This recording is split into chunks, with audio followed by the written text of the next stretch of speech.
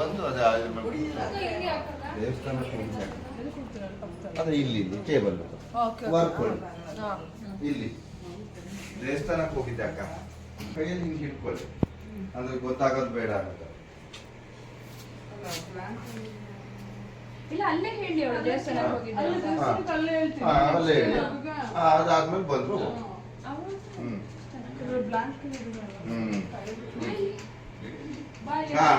ಎಲ್ಲ ಹಂಗೆ ಅಂತ ಹೋಗೋದಕ್ಕೆ ಅಂತ ಹೋಗಿ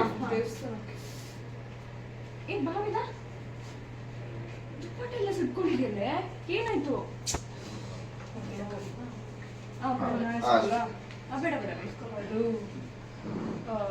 ದೀಪದ ಹತ್ರ ನಿಂತ್ಕೊಂಡು ದೇವ್ರು ನಮಸ್ಕಾರ ಮಾಡ್ತಿದ್ದೆ ಕಣ, ಅವಾಗ ಹಾಕೊಂಡ್ಬಿಟ್ಟಿದೆ ಗೊತ್ತಾಗಿಲ್ಲ. ನಾವೇದ ದುಪ್ಪಟ್ಟ ಸುಟ್ಟಿ ಮೈ ಮೇಲೆ ದುಪ್ಪಟ್ಟ ಸುಟ್ಟಿರೋದೇ ನಿನ್ಗೆ ಗೊತ್ತಾಗಿಲ್ಲ. ಇನ್ನು ಮೈ ಮೇಲೆ ಏನಾದ್ರು ಬೆಂಕಿದ್ದೀರಿ ಎಂತ ಮಾಡ್ತಿದ್ದಿ?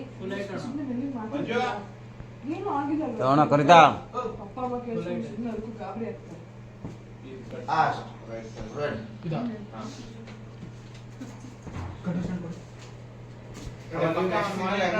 ಕ್ಲೀನ್ ಮಾಡ್ತಿದ್ರೆ ಅದನ್ನೇ ಹೌದಾ?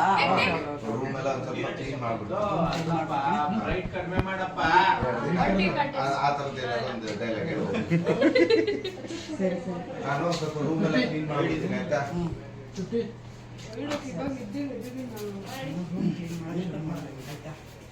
ಸೇರಲ್ಲ ಅಂತೆಲ್ಲ ಹೇಳ್ಬಾರ್ದು. ಮಗು ಆರೋಗ್ಯವಾಗಿ ಹುಟ್ಟಬೇಕು ಅಂದ್ರೆ ಕೆಂಪಿಗೆ ಬೇಡ ಕಣೆ, ಮತ್ತೆ ಕೆಂಪಿಗೆ ಕರ್ಗೆ ಅಂದ್ರೆ ಮತ್ತೆ ಅದು ಅದೆಲ್ಲ ಆಗುತ್ತೆ. ಅದಕ್ಕೇನೆ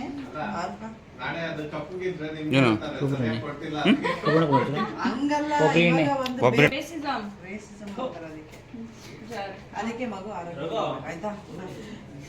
ರೂಮ್ ಕ್ಲೀನ್ ಮಾಡ್ತಾ ಇದ್ದೀನಿ ಕಣೆ, ತಗೋ ಕ್ಲೀನ್ ಮಾಡ್ಬಿಟ್ಟು ಅಡುಗೆ ಮಾಡ್ಬೇಕು ನಾನು. ಕೊಡು ಕೊಡು ಕೊಡು ಹೊಡಿಬೇಡ.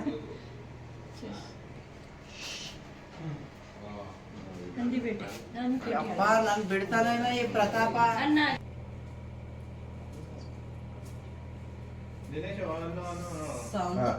ಅಲ್ಲಿಂದ ಬರ್ತಾರೆ ಇಲ್ಲಿಂದ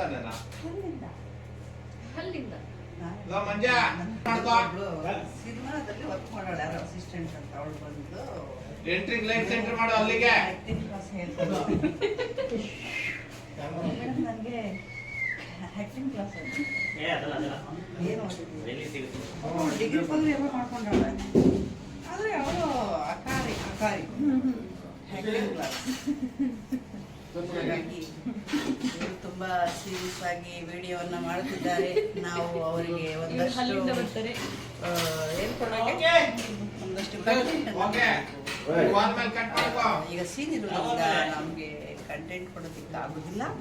ದಯವಿಟ್ಟು ಮಿಸ್ಟರ್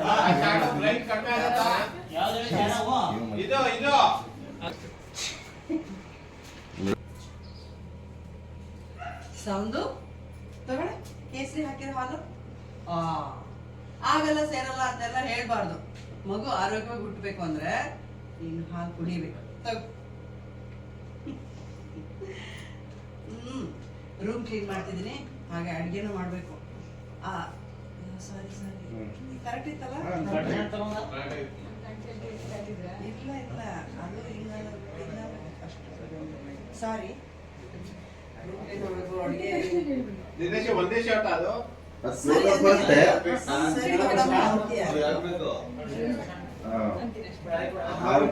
ಹಾಲು ಕುಡಿಬೇಕು.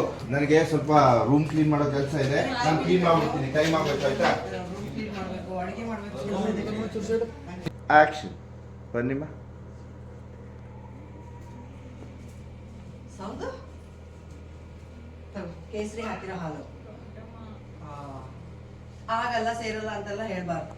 ಮಗು ಆರೋಗ್ಯವಾಗಿ ಹುಟ್ಟಬೇಕು ಅಂದ್ರೆ ನೀನ್ ಹಾಲು ಕುಡಿ. ತಗೋ. ಎಷ್ಟು ಕೆಲಸ ಇದೆ ಗೊತ್ತೇನೆ? ರೂಮ್ ಕ್ಲೀನ್ ಮಾಡ್ಬೇಕು, ಅಡಿಗೆ ಮಾಡ್ಬೇಕು, ಹಾಲು ಕುಡ್ತಾರೆ.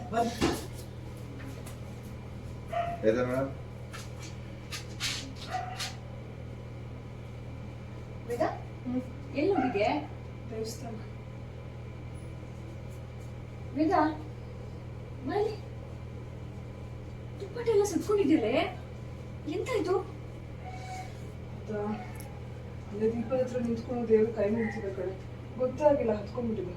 ಮೈ ಮೇಲೆ ಹಾಕಿರೋ ದುಪ್ಪಟ್ಟ ಸುಟ್ಟಿರೋದೇ ಗೊತ್ತಾಗಲಿಲ್ಲ ನಿನ್ಗೆ. ನಿನ್ ಮೈ ಮೇಲೆ ಬೆಂಕಿ ಬಿದ್ದಿದೆ ಎಂತ ಮಾಡ್ತಿದ್ದಿ? ಇಲ್ಲೇ ಮಾತಾಡ್ತೀಯಾ? ಮೊದಲೇ ಗಾಬರಿ ಆಗ್ತಾರೆ ಪಪ್ಪ ಅಮ್ಮ, ನೀವು ಹೇಳಿದ್ರೆ ಅಷ್ಟೇ. ಏನು ಆಗಿಲ್ಲ, ಅದು ಬಿಡು. ಓಕೆ ದುಪ್ಪಟ್ಟ ಮಾಡ್ಬೋದು. ಈಗ ಅದೇ ದುಪ್ಪಟ್ಟ ಸುಟ್ಟೋಗಿರೋ ಬಟ್ಟೆ ಮೈ ಮೇಲೆ ಇಟ್ಕೊಳ್ಗೆ ಬೇರೆ ಬಟ್ಟೆ ಹಾಕೋ. ನನಗೆ ಹೋದ ಕೆಲಸ ಏನಾಯ್ತು? ಏನೇನು ಬೇಕು ಅಂತ ಅಷ್ಟೇ ಅಲ್ಲ. ಹ್ಞೂ ರೆಡಿ ಸರ್? ಯಾರಿಗೆ? ಯಾರಿಗೆ?